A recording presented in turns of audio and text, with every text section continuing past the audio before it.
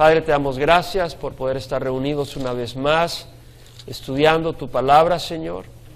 Y rogamos, Padre, que seas tú quien nos habla, que tengamos corazones sinceros y sensibles, buscando de ti, Padre.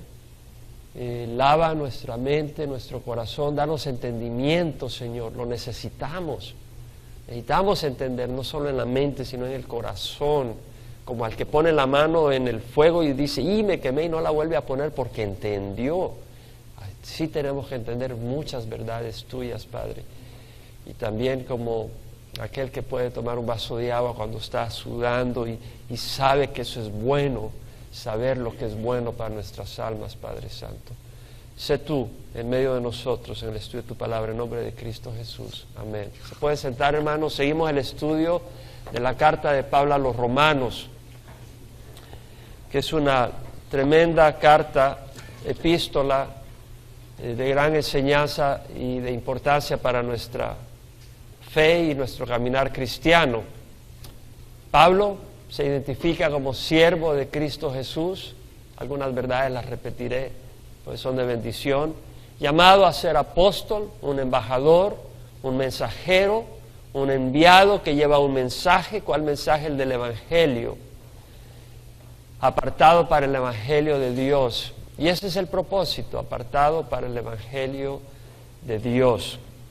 Ese es el propósito de la vida de Pablo. Pablo había sido llamado por el Señor para compartir el Evangelio. Primero él lo compartía con los judíos, primero con el judío y después con los gentiles, pero dentro del plan de Dios, sabiendo que los judíos iban a rechazarlo, su énfasis iba a ser el pueblo gentil, el mundo no israelita, el mundo no judío. Y vemos que habla de ese Evangelio en el capítulo 1, versículos 16-17, cuando dice, no me avergüenzo del Evangelio porque es el poder de Dios para salvación de todo el que cree, del judío primeramente y después del griego, porque en el Evangelio la justicia de Dios se revela por fe y para fe, como está escrito, mas el justo por la fe vivirá. Entonces Pablo nos está hablando ahí ya en el primer capítulo del Evangelio y nos está diciendo que es el poder de Dios para la salvación y que en él se revela la justicia de Dios por fe y para fe. Es decir, la justicia de Dios no se revela por nuestras obras. Si tú quieres lograr obtener el estándar de Dios que Dios demanda por tu esfuerzo, tus obras no lo logran. Tus obras no son suficientemente aprobadas. Y entonces no cumples el estándar de Dios y por eso el estándar de Dios se obtiene a través de la fe. Dios te tiene que revestir de una justicia y luego llevarla a cabo en forma actual, primero en forma de posición, te cubre con una justicia de manera que eres visto como una persona justa, aunque todavía hay injusticia en tu corazón y el Espíritu Santo empieza a hacer ese trabajo en ti. Pero esa revelación es por fe y para fe, como dice la palabra del Señor, tal como está escrito, el justo por la fe vivirá. Ahora vimos en el capítulo 3 que Pablo habla de que no hay nadie justo. Si tú dices, no, pero mis obras, Pablo dice un momento, no hay nadie justo, esto es lo que dice la palabra, no hay justo, no hay ni uno, no hay quien entienda, no hay quien busque a Dios, todos se han desviado, a unas se han vuelto inútiles. No hay quien haga lo bueno, no hay ni siquiera uno. Pablo está dando el dictamen ahí, la diagnosis de toda la humanidad. Y es bueno saber que eso es lo que, porque nosotros sabemos que eso somos, aparte del Espíritu. Entonces es bueno saber que la Biblia nos dice, sí, esos son, y aún así hay espacio, hay oportunidad para ser salvo, hay oportunidad para la salvación. Es bueno saber que Dios nos está diciendo cómo somos, porque nosotros sabemos internamente que Él tiene razón y en vez de escondernos, porque Él nos está diciendo cómo somos, Él nos revela cuál es el camino y esa es una gran bendición. Y ese camino de nuevo no es por las obras de la ley, como dice el versículo 20, capítulo 3 de Romanos, por las obras de la ley ningún ser humano será justificado, porque por medio de la ley viene el conocimiento del pecado. Entonces la justicia de Dios se revela, ha sido manifestada, y es la justicia de Dios por medio de la fe en Jesucristo, para todos los que creen, porque no hay distinción, por cuanto todos pecaron y no alcanzan la gloria de Dios, siendo justificados gratuitamente por su gracia, por medio de la redención que es en Cristo Jesús. Entonces, es a través de la fe, y esa fe nos permite acceso a la gracia, al favor inmerecedero de Dios. Ese favor incluye la salvación, la justicia que no la tenemos. El Señor nos revela que Él nos reviste de una justicia que no tenemos y la empieza a llevar a cabo en nosotros y la completa el día que venga por nosotros.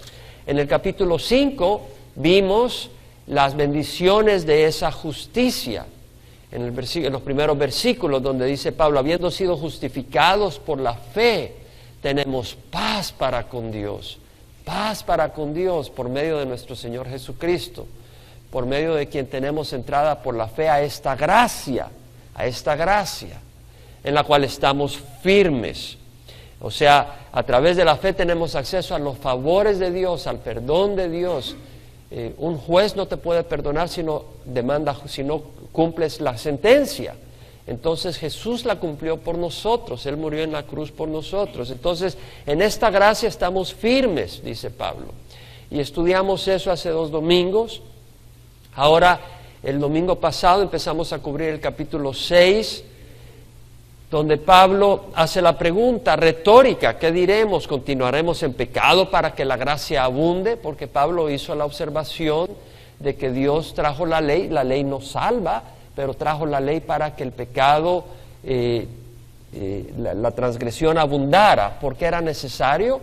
Porque la conciencia del hombre está endurecida, y Dios trajo la ley para que entendiéramos lo mal que estábamos, lo mal que somos, el pecado nuestro, la mentira, el engaño, el adulterio, los falsos testimonios, la calumnia, la falta de honrar a Dios, la idolatría. Dios lo establece, nos da la ley para entender que estamos mal. Entonces, al traer la ley, como somos débiles, con mayor razón la violamos y aumenta la transgresión. Y Pablo dice, donde aumentó la transgresión, aumentó la gracia. Entonces, en el capítulo 6, Pablo hace la pregunta retórica, es decir, la respuesta es clara: ¿continuaremos en pecado para que la gracia abunde? Y Pablo dice, no, de ningún modo. Nosotros que hemos muerto al pecado, ¿cómo viviremos aún en él? Pablo dice, hemos muerto al pecado, pero no es un poco más que decir, bueno, yo soy vegetariano, he muerto a la carne, ya no como carne. No, Pablo nos enseña de que hay una transacción que ocurre cuando uno recibe al Señor y cuando uno se bautiza. Uno es salvo por la fe, no por el bautismo, pero el bautismo es una expresión de obediencia a un mandato de Dios. Y en ese bautismo hay una transacción donde Pablo dice, nosotros hemos sido sepultados con Él, con Jesús, por medio del bautismo para muerte, a fin de que como Cristo resucitó entre los muertos, dice el versículo 4, por la gloria del Padre, así también nosotros andemos en novedad de vida. Es decir, Pablo está hablando, y luego en el versículo 6 dice, sabiendo esto, que nuestro viejo hombre fue crucificado con Él, para que nuestro cuerpo de pecado fuera destruido, es decir, vuelto impotente, a fin de que ya no seamos esclavos del pecado. O sea, lo que Pablo está diciendo es que al bautizarnos, nosotros estamos siendo bautizados, los que hemos sido bautizados en Cristo Jesús, hemos sido bautizados en su muerte.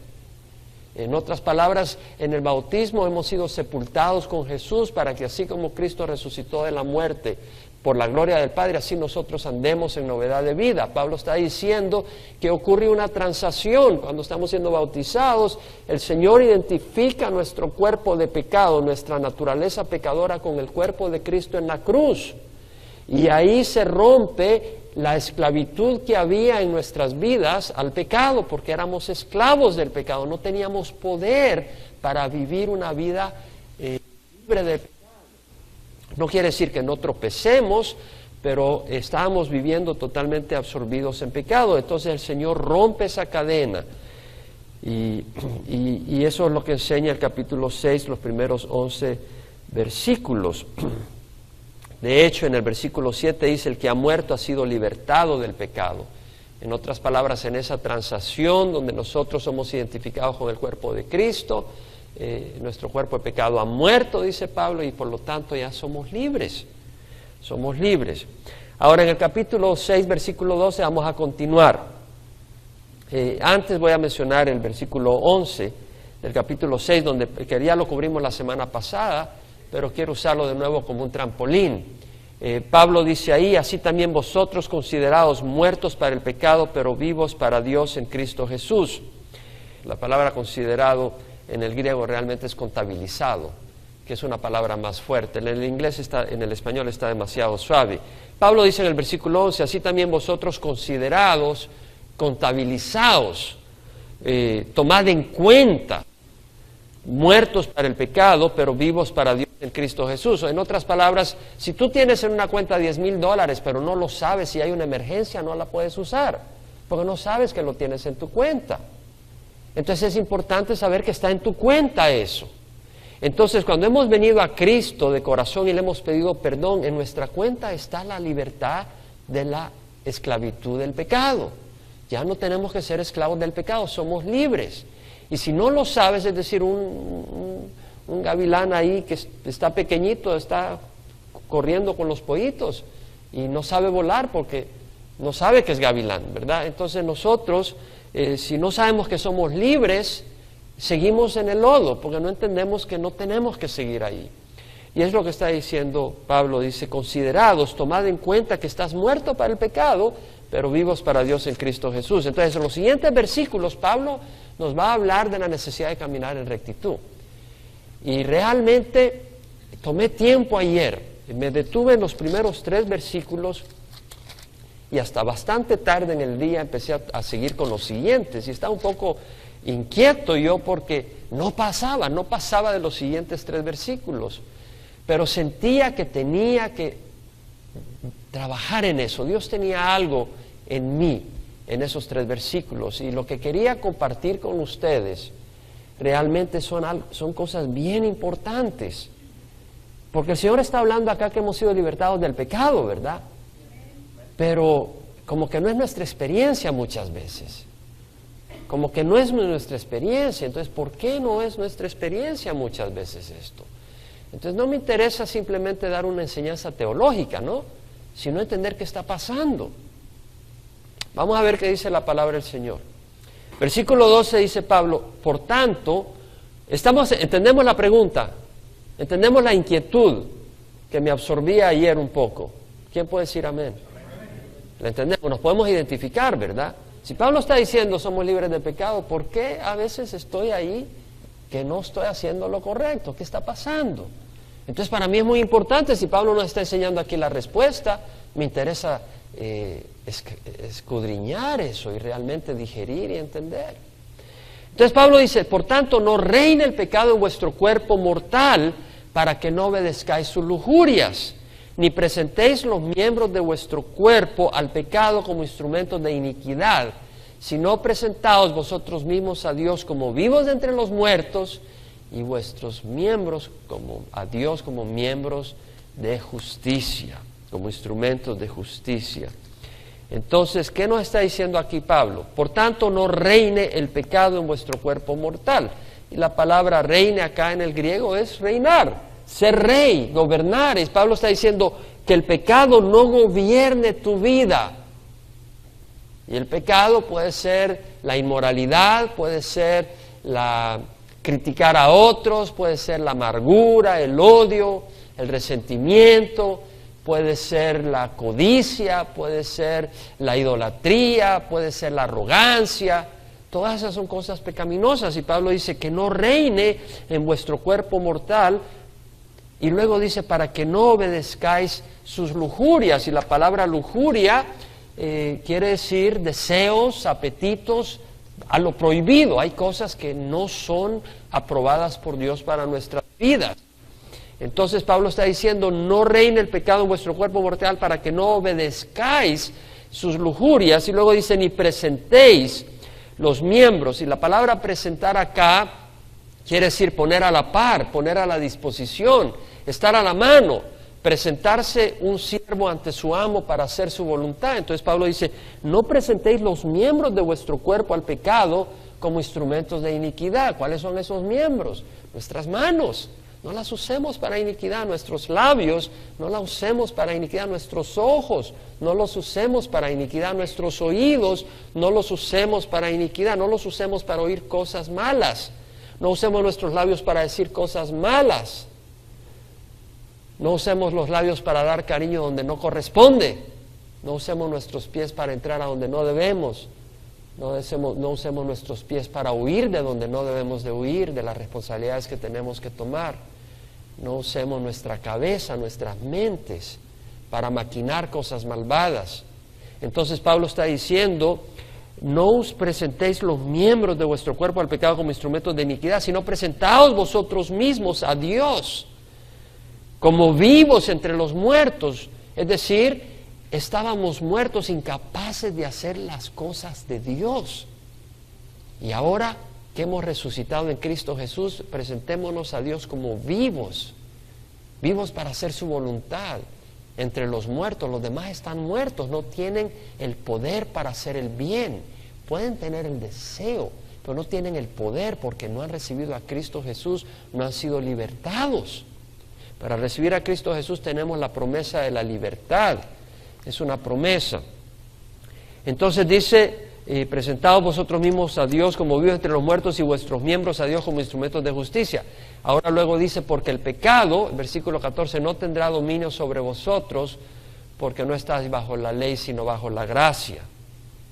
Entonces acá Pablo, acuérdese que en el capítulo 6, versículo 6 dijo, nuestro viejo hombre fue crucificado con Jesús para que nuestro cuerpo de pecado fuera destruido, es decir, convertido en impotente sin que tenga la influencia y el poder y el dominio sobre nosotros, a fin de que ya no seamos esclavos del pecado, porque el que ha muerto ha sido libertado del pecado. Eso dijo en capítulo 6. Y ahora en el versículo 14 de ese mismo capítulo usa otras palabras.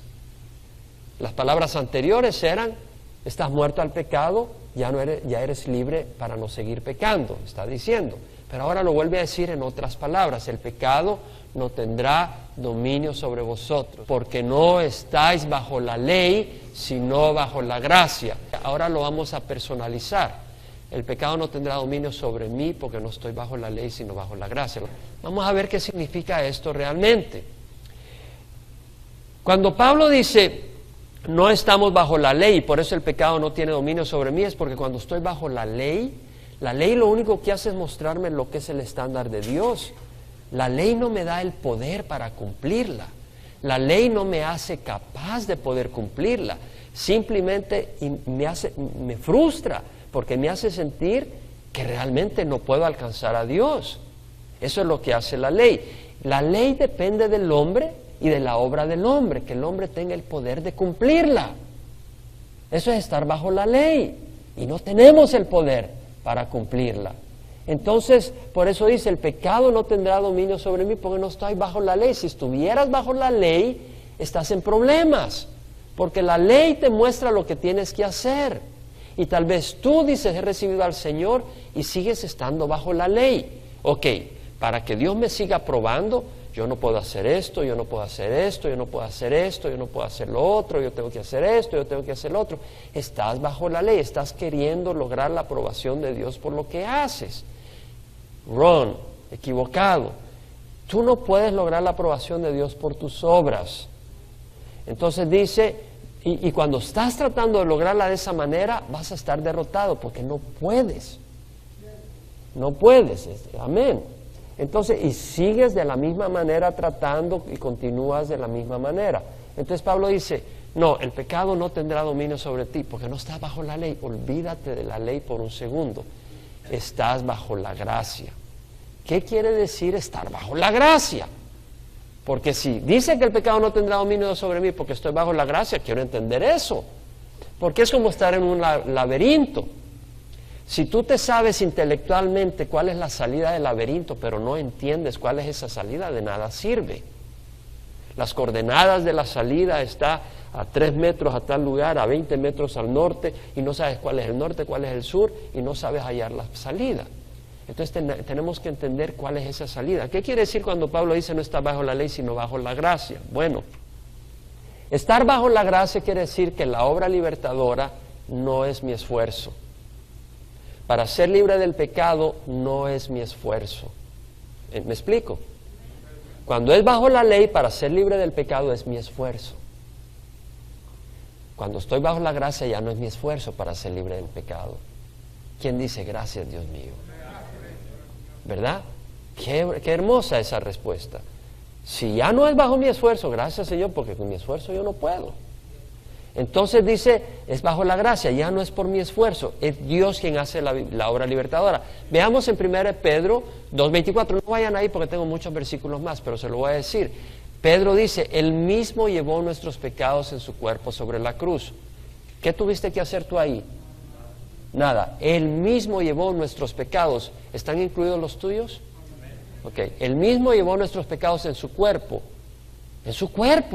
sobre la cruz, a fin de que muramos al pecado y vivamos a la justicia, porque por sus heridas hemos sido sanados. ¿Verdad que cuando estamos bajo el dominio del pecado estamos enfermos espiritualmente? ¿Quién puede decir amén? Estamos enfermos.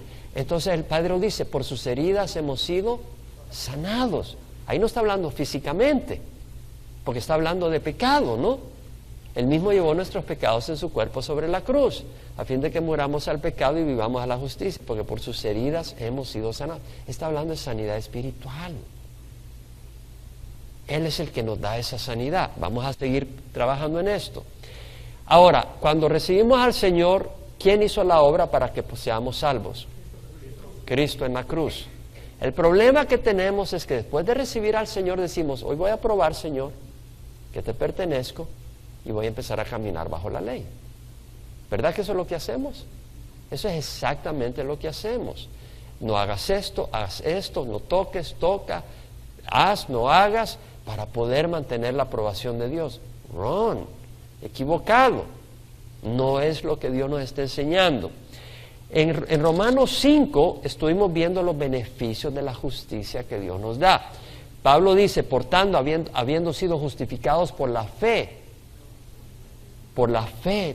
habiendo sido justificados, tenemos paz para con Dios por medio de quien tenemos,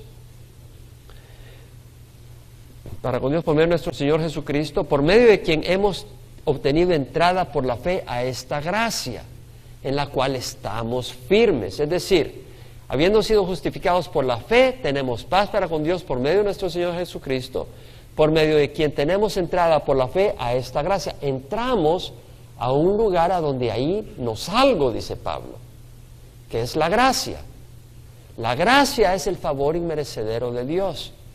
La gracia es la justicia que Dios me da que no merezco. La gracia es la sanidad que Dios me da que yo no puedo merecer, que yo no puedo lograr por mí mismo. Simple y sencillamente la logro por la fe. Y de ahí no me muevo. Porque una vez recibimos a Cristo Jesús, ahora nosotros queremos lograr la aprobación por nuestras fuerzas. No, y vamos a tropezar. ¿Quién de nosotros no tropieza? Tropezamos. Pero aunque tropieces, el Señor dice, pero te ha aprobado. ¿Entendemos lo que está diciendo Pablo?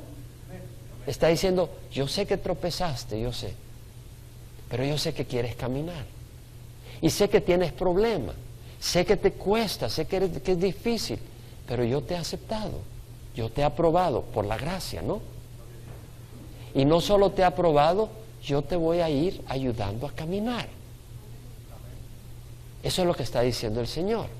Habiendo sido justificados por la fe, tenemos paz para con Dios. Tengo paz, no tengo que tener miedo, porque el Señor no está contando todas mis fallas.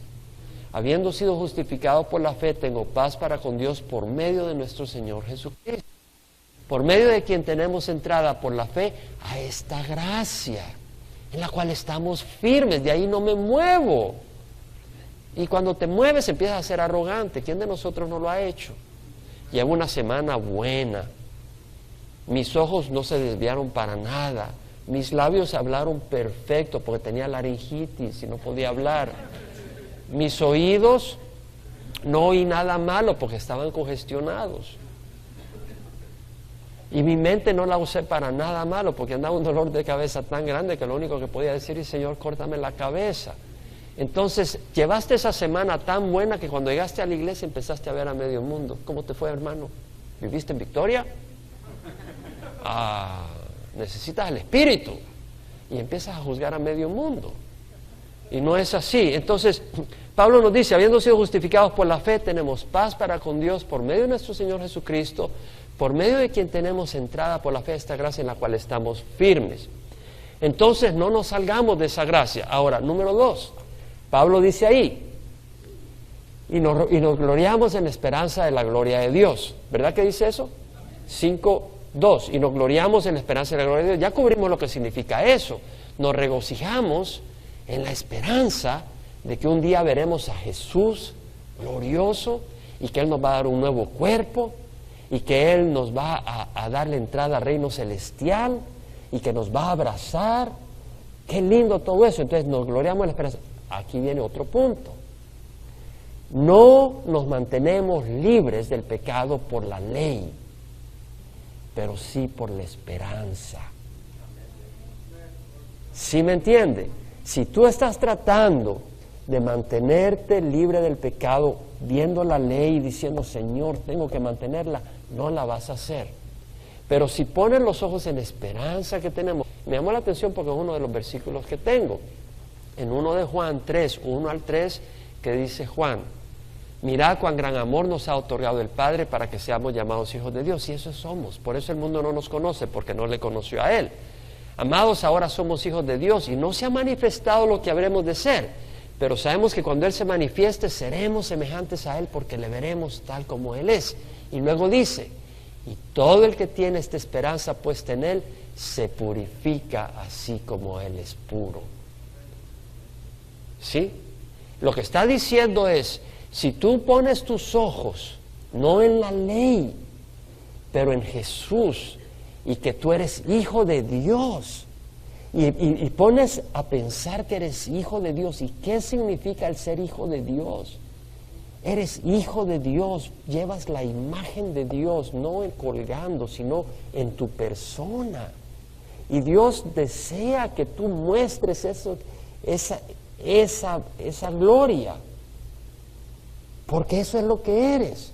Es como tener un carro último modelo de lo más fino, lo tienes lleno de lodo y tú dices, no hombre, si este carro, si tú lo vieras cuando brilla, si tú lo vieras cómo se ve de bonito y lo lavas y lo tienes limpio, no porque tienes que tenerlo limpio, sino porque quieres que vean ese carro. Y tú dices, bueno, si yo soy hijo de Dios, a la imagen de Dios, ¿qué estoy haciendo en el lodo? Vemos, ya no se trata de la ley. Se trata de entender la esperanza que tenemos en Cristo Jesús. Y eso es algo muy hermoso. Entonces, nos mantenemos libres no por la ley o por las obras de la ley, sino también por el Espíritu Santo. Y ¿me explico? ¿Y dónde dice el Señor esto? Bueno, en Romanos 5, 1 dice, habiendo sido justificados por la fe, tenemos paz para con Dios por medio de nuestro Señor Jesucristo, por medio de quien tenemos entrada por la fe a esta gracia en la cual estamos firmes, ¿verdad?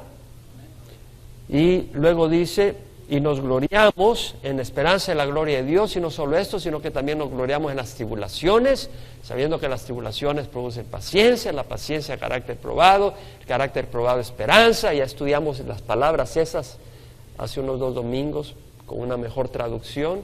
Y la esperanza no desilusiona porque el amor de Dios ha sido derramado en nuestros corazones por medio del Espíritu Santo que nos ha sido dado. ¿Se acuerdan? El amor de Dios. Aquí venimos a otra parte. Dios nos ha dado el Espíritu Santo para que no seamos esclavos del pecado, porque el Señor es el Espíritu y donde está el Espíritu del Señor hay libertad. Entonces Dios nos da el Espíritu Santo para que seamos libres. ¿Cómo hace la obra el Espíritu Santo? Bueno, el Espíritu Santo es dado para que nos revele la palabra de Dios. La palabra de Dios no la entendemos naturalmente. Necesitamos el Espíritu Santo. Y el Espíritu Santo nos es dado para obtener poder, para hacer lo que es correcto y para no hacer los deseos de la carne, porque la carne pecadora ahí la tenemos, pero no tenemos que ser esclavos de ella. ¿Me explico? Ahí va a estar, pero ya no tenemos que ser esclavos de ella, y para no ser esclavo de ella no puedes tú, necesitas el Espíritu Santo. Por eso nos da el Espíritu Santo. Y una de las maneras en que nos hace esclavos Satanás, la principal manera es con la mentira, con el engaño. Dígame usted si no fue así en el jardín de Edén. Satanás le dio una mentira a Eva. Satanás no le dijo: al probar este fruto vas a morir. Al probar ese fruto tus hijos van a morir. Al probar este fruto tu hijo mayor va a matar a tu segundo hijo. Al probar este fruto, cuando des a parto, vas a maldecir el día que comiste esa fruta por los dolores de parto. Y no le dijo a Adán: cuando pruebes este fruto vas a sudar para trabajar esa tierra y que apenas te dé comida. No le dijo esas cosas. Le dijo: vas a ser como Dios, conociendo el bien y el mal. Satanás nos engaña. El pecado es un engaño. Claro que cuando probó el fruto ha de haber sido sabroso, pero el fruto de haber probado el fruto fue amargo. Y hasta ahora lo probamos. ¿Quién de ustedes ha pecado y ha probado fruto amargo de su pecado? ¿Puedes levantar la mano? ¿Quién de ustedes puede decir: si yo hubiera sabido las consecuencias de mi pecado? Piensa en alguno en particular y di: si yo hubiera sabido las consecuencias de mi pecado, ni lo hubiera tocado. Ni lo hubieras tocado. Pero ¿qué pasó? Fuiste engañado. Fuiste engañado. Entonces el pecado es el engaño. El ser esclavo del pecado es ser esclavo de la mentira. El mismo Señor Jesucristo dijo: cuando el diablo habla mentira, habla de su propia naturaleza, porque es mentiroso y el padre de la mentira. ¿A través de quién vino el pecado en el jardín de Edén? Fue Satanás que lo trajo. Y él es el padre de la mentira. Jesucristo mismo habló del engaño de las riquezas. ¿Por qué? Porque muchas personas corren tras las riquezas y sientes poder y protección en las riquezas. Puedes comprar medicina, pero no vas a comprar salud. Si el Señor no te quiere dar salud, no la tienes. Puedes comprar placeres, pero no vas a poder comprar un amor genuino. Puedes comprar camas muy cómodas de las marcas de $1,000, $2,000, pero no te va a dar un buen sueño necesariamente. Puedes comprar un paseo a un lugar muy tranquilo, pero no le va a dar tranquilidad a tu corazón. Te puede comprar aún una Biblia, pero no te puede comprar la salvación. Te puede comprar poder, pero cuando te estés muriendo, ese poder de nada te va a servir. Entonces, el Señor habla del engaño de las riquezas. El autor de Hebreos dice: exhortaos los unos a los otros cada día, mientras todavía se dice hoy, no sea que alguno de vosotros sea endurecido por el engaño del pecado. Por el engaño del pecado. Entonces, lo que quiere decir es de que si nosotros no queremos ser esclavos del pecado, tenemos que conocer la verdad. Tenemos que caminar en la verdad.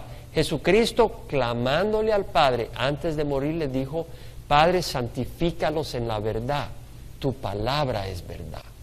Entonces necesitamos conocer la verdad, la palabra de Dios. ¿Por qué crees que Satanás no quiere que vengas a escuchar la palabra?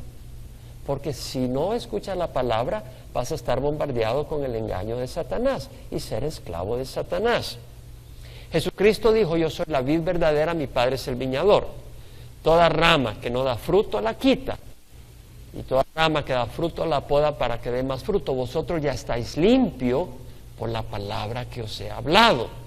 La palabra de Dios nos limpia, no externamente, pero al oír la palabra, al conocer la verdad, no quieres tocar la mentira. Si te bombardean y te presentan el efecto de andar en el carro con unas cuantas bebidas y te muestran el dolor que causa a niños que quedan huérfanos, a mujeres que quedan viudas, o personas que quedan como vegetales, y estás viendo todo eso, muy difícil que eches tus tragos y agarres el carro, porque te estás dando cuenta del impacto. Entonces, la necesidad de la palabra es importante porque nos aleja del pecado. Es necesario el Espíritu Santo para entender la palabra. Pablo dijo: el hombre natural no acepta las cosas del Espíritu de Dios, y para él son necedad y no las puede entender porque se han de discernir espiritualmente. Entonces necesitamos el Espíritu de Dios para entender la palabra de Dios. Entonces, pero no basta solo el Espíritu, o sea, el Espíritu de Dios nos tiene que dar entendimiento, Pero necesitamos algo más también. Necesitamos el deseo de hacer las cosas. Tú le puedes decir a tu hijo, ¿sabes qué? Necesitas hacer tal cosa. Sí, pero ahí estás prendido en la televisión y tu hijo no lo sacas de ahí, no le da el deseo de hacer lo que le dices. Entonces tenemos que tener el deseo de hacer las cosas de Dios. ¿Quién nos da ese deseo? Dios. La palabra lo dice en Filipenses 2:13, porque es Dios quien obra en vosotros tanto el querer como el hacer para su beneplácito. Somos inútiles, hermanos. ¿Quién puede decir amén? Somos inútiles. Necesitamos, primero, estamos perdidos en el pecado. Segundo, tenemos debilidad y no tenemos el poder para salir de ahí. Tercero, no podemos pagar el costo de nuestro pecado. Y cuarto, no tenemos ni el deseo de hacer lo bueno. Y quinto, no tenemos ni la habilidad de entender lo que es correcto. Entonces Dios nos da el Espíritu Santo para hacernos entender lo que es correcto y nos da el Espíritu Santo para darnos el deseo y el poder para hacer lo bueno. ¿Quién puede decir gracias, Dios mío? Eso es lo que dice la palabra del Señor. Entonces, otra cosa que es importante al entender esta verdad es entender el amor de Dios. Esa es una área donde muchas veces nos cuesta. Pero Pablo dice, por ejemplo, tienes en poco las riquezas de su bondad, tolerancia y paciencia, ignorando que la bondad de Dios te guía al arrepentimiento. La bondad de Dios te hace que digas, no hombre, ¿yo por qué voy a seguir al mundo? Mira cómo es de Dios conmigo, ¿por qué voy a seguir el pecado? Mira cómo es Dios, mira lo que Dios tiene para mí. Entender el amor de Dios es tan importante que Pablo, en la carta a los Efesios, dice, por esta causa doblo mis rodillas ante el Padre de nuestro Señor Jesucristo, de quien recibe nombre toda familia en el cielo y la tierra, que os conceda conforme a las riquezas de su gloria, ser fortalecidos con poder por su Espíritu en el hombre interior, de manera que Cristo more por fe en vuestros corazones y que arraigados y cimentados en amor, seáis capaces de conocer la profundidad, la anchura, la longitud, la altura y la profundidad, y de conocer el amor de Cristo que sobrepasa conocimiento, para que sea lleno hasta la medida de la plenitud de Dios. ¿Nos damos cuenta de ese versículo? ¿O nos pasó por acá? No, Pablo está diciendo, yo doblo mis rodillas para que ustedes pues sean capaces de comprender la anchura, la longitud, la altura y la profundidad, y de conocer el amor de Cristo. Él ora para que lo podamos conocer. Naturalmente no se puede, entonces ora para que podamos conocer el amor de Cristo que sobrepasa conocimiento, es más allá de lo que podemos tener idea, para que seamos llenos de la plenitud de Dios. Cuando está lleno de la plenitud de Dios no hay espacio para el pecado, ¿verdad? El estar lleno de la plenitud de Dios es estar lleno del conocimiento de Dios, del amor de Dios, del propósito de Dios. No tienes nada que ver con el pecado. ¿Sabes qué? El mundo nos atrae. ¿Quién puede decir amén? Necesitamos un amor mayor. Y cuando conocemos el amor de Cristo, ¿quién le va a dar la espalda? ¿Quién le va a dar la espalda a Cristo? Entonces necesitamos esa revelación. Hasta aquí hemos estado hablando de qué para ser esclavos del pecado. ¿Qué necesitamos para ser libres de esa esclavitud? Ser esclavo del pecado es ser esclavo de la mentira. Ser esclavo del engaño. Ser esclavo del pecado es ser esclavo del engaño. Entonces, si queremos ser libres, necesitamos conocer la verdad. Y esa es una persona y se llama Jesús. Jesús dijo, yo soy el camino, la verdad y la vida. Ahora, ya voy a llegar a eso. Pero estamos hablando de la verdad, de conocer la verdad de las cosas.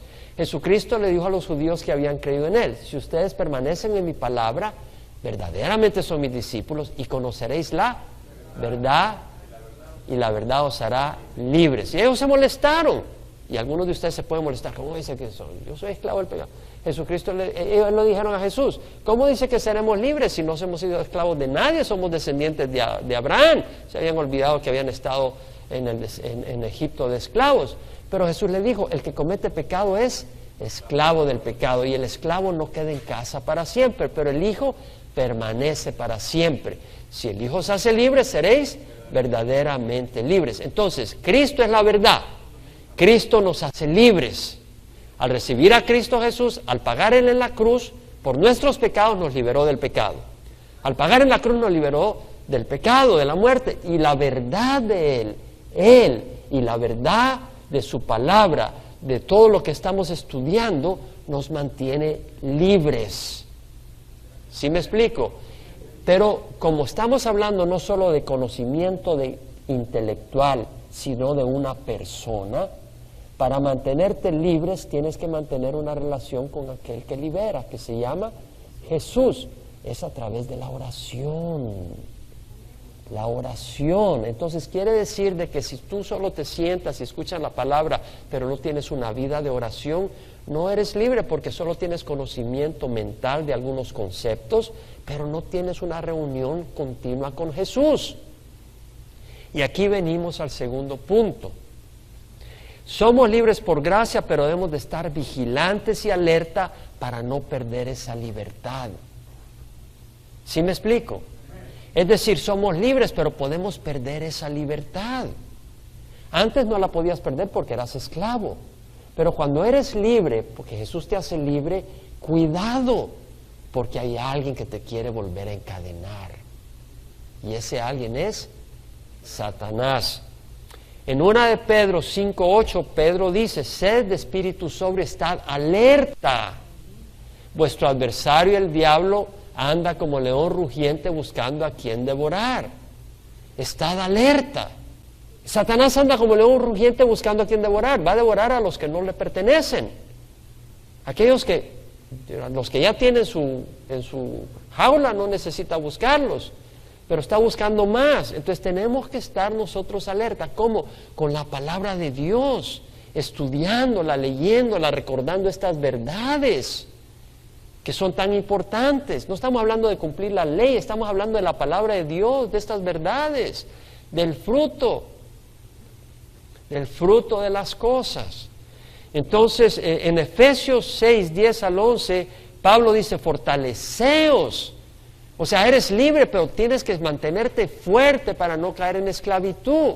Y por eso dice, fortaleceos en el Señor y en el poder de su fuerza, revestíos con toda la armadura de Dios, para que podáis estar firmes contra las insidias del diablo, contra las estrategias del diablo. Sus estrategias tienen un propósito, hacerte esclavo del pecado. Fortaleceos en el Señor y en el poder de su fuerza, revestidos con toda la armadura de Dios para poder estar firmes contra las insidias del diablo, porque nuestra lucha no es contra sangre ni carne, sino contra principados, contra potestades, contra los poderes de este mundo de tinieblas, contra las fuerzas de maldad en las regiones celestes. Y por eso dice, por tanto, tomad toda la armadura de Dios para que podáis estar firmes y habiéndolo hecho todo, estad firmes, sobre todo en el día malo. Estad firmes. Entonces dice, tomad en Efesios 6, dice, tomad toda la armadura de Dios para que podáis resistir en el día malo y habiéndolo hecho todo, estad firmes. Y luego dice, estad pues firmes, ceñida vuestra cintura con la verdad. Es decir, en aquel tiempo usaban túnicas largas, para poder correr tenías que subirte la túnica y amarrarla con el cinto, para que no tropieces. Entonces, si quieres correr, si quieres funcionar, necesitas estar ceñido con la verdad, la palabra de Dios. Revestido con la coraza de justicia, es decir, cubrirte con la rectitud que nos da Dios por su sangre, y también que la palabra de Dios nos dice qué es recto y qué no es recto. Calzados los pies con el apresto del Evangelio de la paz. Muchas veces salimos ahí para pegar gritos. Y él dice, no, quiero que seas un hombre, una mujer de paz. Y luego dice, en todo tomando el escudo de la fe. ¿Cómo vamos a tener fe? A través de la palabra. Si solo escuchas gente pagana, gente que está en el mundo, ¿cómo va a aumentar tu fe? Y dice, tomando el escudo de la fe con el que podéis apagar los dardos encendidos del enemigo. Tomad el yelmo de la salvación y la espada del Espíritu, que es la palabra de Dios. Entonces vemos que todo esto se basa en la verdad. ¿Podemos decir la verdad? La verdad. Y luego dice, con toda oración y súplica, orad en todo tiempo en el Espíritu y así velad con toda perseverancia y súplica por todos los santos. La verdad y la oración. Entonces, si nosotros queremos mantenernos libres del pecado, no está hablando de la ley, está hablando de que necesitamos conocer la verdad de las cosas y necesitamos la oración. ¿Qué pasa? ¿Qué me pasa a mí cuando yo vengo en oración en las mañanas con el Señor? Muchas de las cosas es que primero puedo descargar mis inquietudes al Señor y también puedo oír la voz del Señor que el Señor me hace ver, porque ahí está el Espíritu Santo. Sabes, esta área está mal, pero no lo hace ver como para sentirme condenado, pero que me hace ver dónde estoy mal. Entonces, o a veces estoy siendo tentado y estoy orando con el Señor, y yo no le puedo esconder al Señor donde me siento tentado, pues al Señor no le puedes esconder, y puedes hablar con el Señor sobre tu tentación, y el Señor te puede decir, no, mira por dónde te va a llevar esto, y mira por qué no te conviene, y el Señor te va mostrando, y te lleva a un versículo, te lleva al otro. ¿Para qué? Para que no caigas esclavo del pecado. ¿Podemos decir amén? Jesucristo mismo lo dijo en el huerto de Getsemaní: velad y orad para que no entréis en tentación, porque el espíritu está dispuesto, pero la carne es débil. Somos libres, pero hay una carne que tiene deseo del pecado. La única manera que no seas esclavo de esa carne es velando y orando. No eres esclavo si has venido a Cristo. No eres esclavo, no tienes que obedecer el pecado si has venido a Cristo, porque ¿qué dice la palabra? Por sus heridas hemos sido sanados. Pero tienes libertad, no eres un robot, no eres un títere. Puedes escoger pecar o puedes escoger obedecer a Dios. Pero tú tienes que decidirlo, y vas a decidirlo dependiendo de si crees la verdad o si crees la mentira. ¿Cierto o no? Se trata de que o vamos a creer la verdad o vamos a creer la mentira. Por eso la salvación es por fe y para fe. Entonces Pablo dice, todas las cosas me son lícitas, pero no todas las cosas me son de provecho. Todas las cosas me son lícitas, dice, pero yo no me dejaré dominar por ninguna. Pablo está diciendo, yo soy libre, pero no quiero ser dominado. Yo solo quiero servir a Cristo, dice. Yo no quiero que me domine la maldad. Pedro dice, andad como libres, pero no uséis la libertad como pretexto para la maldad, sino empleadlas como siervos de Dios. Aquí viene otro punto. Uno, somos libres por la verdad. Segundo, nos mantenemos libres por la verdad, no por la ley. Y tercero, no te equivoques. Eres libre, pero no eres libre. Hay un Señor, que es Jesucristo. Pero si tú no quieres ser siervo de Jesucristo, vas a ser siervo de otro señor que se llama Satanás. No existe una libertad absoluta. Vas a servir o a Jesucristo o a Satanás. Cristo nos compró y pagó para que no seamos esclavos del pecado. Y si tú no quieres servir a Jesús, terminas sirviendo a Satanás. Eso es lo que dice la palabra. En 1 Corintios 6, 11, 12, Pablo dice, ¿no sabéis que vuestro cuerpo es templo del Espíritu Santo que está en vosotros, el cual tenéis de Dios, y que no sois vuestro? Pues por precio habéis sido comprados. Por tanto, glorificad a Dios en vuestro cuerpo y en vuestro espíritu, los cuales son de Dios. Amén. ¿Aprendimos algo? Entonces, hermanos, le damos las gracias al Señor. Creo entonces que tenemos una estrategia contra Satanás, ¿no? Y esa estrategia es una arma, y esa arma es la verdad. Y lo que quiere decir es que si tú estás luchando con el pecado, pon los ojos en la verdad. Y si estás siendo tentado y te hayas todo golpeado y todo, pon los ojos en la verdad. Y si tú crees si tú has sido liberado del pecado porque has recibido a Cristo y estás caminando en pecado, es porque no te has dado cuenta de que eres libre y tienes el poder para decir no. Así de sencillo. Ahora, si tú has venido al Señor y dices, bueno, pero ahora estoy siendo tentado y como soy libre, voy a pecar. Bueno, no te lo recomiendo, porque si ahora que no has pecado, estás contemplando pecar, cuando estés saboreando el pecado, todavía no la amargura del pecado, vas a ser más débil todavía para salir de ahí. Entonces mi recomendación es no, porque si no vas a terminar esclavo del pecado. Y quién sabe si puedas salir de ahí. Y si no sales de ahí, acuérdate que el esclavo no permanece en la casa para siempre. pero el Hijo sí. Amén. Entonces cierra los ojos. Yo te invito, si nunca has recibido a Cristo Jesús, que hoy lo recibas. Él murió en la cruz por nosotros. Yo no te puedo hacer entender eso, pero sé que el Espíritu está acá. Y que si Él nos permite compartir eso es porque Él quiere que tú lo entiendas. Y que Él quiere que tú sepas que Jesús dio su vida por ti. Y que lo que este mundo ofrece no se puede comparar en nada con lo que Dios ofrece. Y el Espíritu está acá para que tú lo creas. Pero tú tienes que tomar una decisión. ¿Qué tal si hoy recibes a Jesús? Ahí donde estás, o por internet si tú nos visitas por internet. Ora conmigo, pidiéndole perdón a Dios y recibiendo a Jesús. Padre Santo, te ruego perdón por mis pecados. Hoy recibo a Jesucristo en mi vida como mi Señor y mi Salvador. Entra, Señor. Quiero seguirte, dame tu Espíritu Santo. Dame tu Espíritu para entender la verdad y confiar en ti en cada paso. Y para decirle no al pecado y saber que no me conviene. Y te recibo hoy como Señor y Salvador de mi vida. Perdona mis pecados, Señor, en nombre de Cristo Jesús.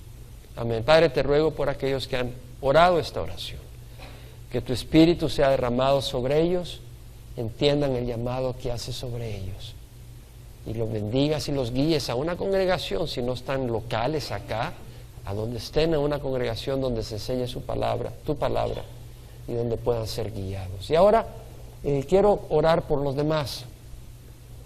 ¿Quién de nosotros ha luchado a veces contra el pecado? Siendo cristianos, ¿puedes levantar la mano? Bueno, lo que nos pasa es que se nos olvida poner los ojos en la verdad, hermanos. Y esa es nuestra arma. Si viene alguien contra ti, ¿de qué sirve que salgas con una escoba cuando Dios te ha dado una pistola? No tiene sentido. Entonces necesitamos usar la pistola. Necesitamos poner los ojos en la verdad. Yo te invito ahora a decir: Señor, perdóname, he estado confundido. Gracias que me has dado la verdad. Vamos a orar. Padre, te doy gracias porque nos has revelado hoy tus armas, tu poder, tu amor, tus estrategias para no ser esclavo del pecado. Y Señor, te doy gracias, te ruego que me reveles cada día más tu amor y ayúdame, Señor, a congregarme, a buscar de tu palabra para caminar libre, pero siervo tuyo, Señor. En nombre de Cristo Jesús. Amén.